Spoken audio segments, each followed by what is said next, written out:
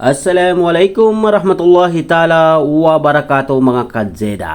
So, for today video natin mga idol. So, tayo po ay mamasura mga idol. So, kagaling natin na galing po sa labas po yung kapatid ng amo. So, ang oras po dito mga idol ay alas 12 ng gabi mga idol. So, pumunta tayo ng mini market ay nadaanan ko po yung maraming karton ay yan po yung tinabi ko mga lods, ha? Kahit konti naman yung kikintain natin, at least meron tayong kikintain mga lods, ha? So kahit pagod si Boy Jeda ay sige pa rin yung sideline niya mga lods, oh. Walang pagod sa kumikita ka ng pera mga lods. Kahit konti pa konti lang mga lods, at least meron tayong sideline mga kadzeda, ha?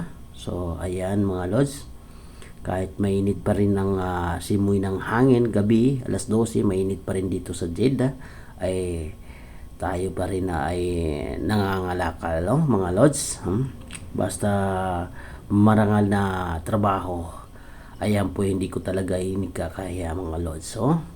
So marami naman nagtatanong na lods, saan mo binibenta yan mga lods? So ibibigay ko po yung binibentahan ko ng karton mga lods. May dumadaan dito na multicab, ay tinabi ko dyan sa puno ng kahoy, ay kumakatok naman yung ibang lahi. So nagbibigay naman ng 5 real kung marami kang karton, sobra pa 5 real yung binibigay niya sa akin.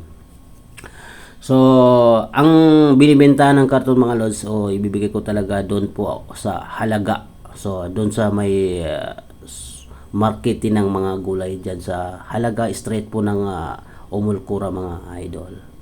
So marami kasi nagtatanong kung saan po binibenta yung karton. Dyan po mga lods sa may halaga sa marketing ng mga gulay, kaya dun po yan binibenta mga lods, no? So ayan po yung aking sideline ngayon, no, mga lods.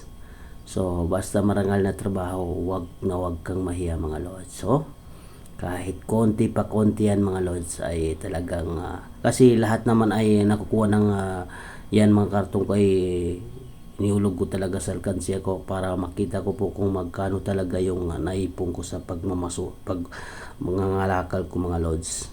So ayan, so hanggang dito lang ating video. Paki-follow Boy Jeda Vlog.